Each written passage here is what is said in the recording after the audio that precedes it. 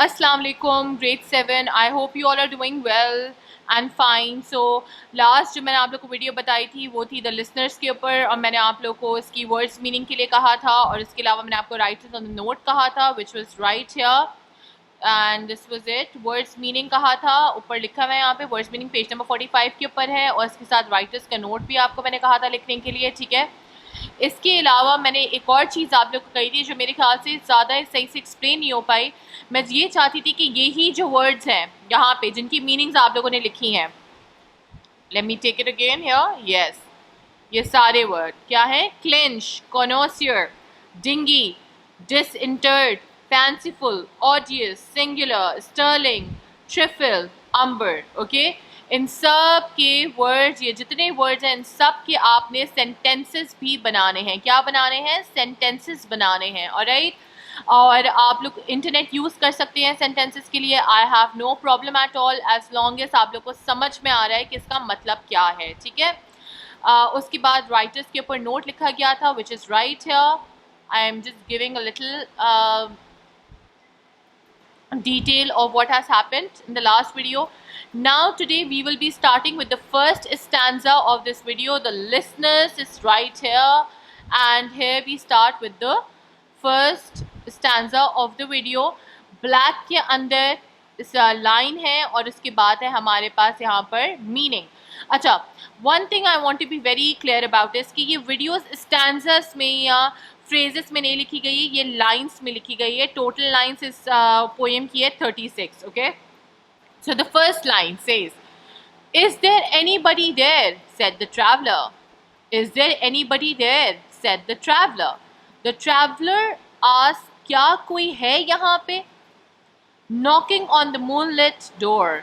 वो नॉक कर रहे थे डोर पे जिस पे मून लाइट की रोशनी आ रही थी.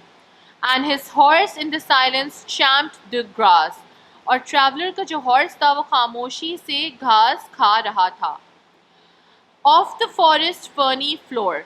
जंगल के घास वाले फ्लोर पे या फर्श पे. मतलब कि इसका मतलब ये कि जो जंगल के ऊपर जो सीधी सीधी जो ग्रास उगी हुई होती है, उस ग्रास को जो कि अगर हम कहें कि ट्रफ जो होता है ग्रास का, उस तरीके की चीज़ को जो है वो हॉर्स खा रहा था. मैं आप लोगों को दिखाऊँ, ट्रफ की एग्जांपल होती है ये हमारे पास, ये है यहाँ पे ट्रफ. दिस इज ट्रफ, इसको कहते हैं घास. ठीक है, ये इस तरीके की घास को जो है वो हॉर्स खा रहा था. ठीक है, अच्छा जी, let's come back. Right, and a bird flew up out of turret. Birds जो है वो बिल्डिंग के ऊपर बड़ी टावर पे उड़ रही थी. मतलब जो है एक बड़ा सा टावर था. इसका मतलब ये हुआ कि जो हाउस था उसके ऊपर बड़ा एक टावर था, और उसके ऊपर बहुत बड़ा सा एक टोरेंट. टोरेंट किसको कहते हैं? एक बड़ा सा tower.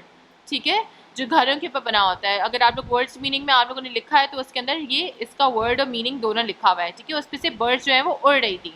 Above the travellers head, और ट्रैवलर जो कि था उसके सर पे से उड़कर गुजर रही थी. And he smote upon the door again a second time. और ट्रैवलर ने ज़ोर ज़ोर से डोर पे मारा.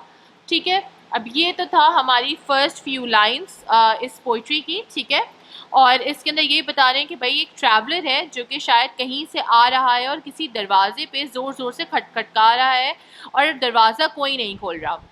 और उसका हॉर्स है, मतलब कि वो हॉर्स के ऊपर ट्रैवल करके आया है, और वो हॉर्स साइड पे खड़े होकर घास खा रहा है. और बिल्डिंग जो है वो शायद काफ़ी बड़ी है क्योंकि उसके ऊपर टोरेंट है, और टोरेंट के ऊपर जो है वो बर्ड्स उड़ती हुई ट्रैवलर के ऊपर से गुजर रही हैं. ठीक है, so that's about it for today in this video. Inshallah in the next video I'll be coming with the next few lines, and after that we will be finishing this poetry which is The Listener, written by Sir Walter D. La Mer. Thank you very much for listening. Watch my video till the next time. Allah Hafiz. Take care.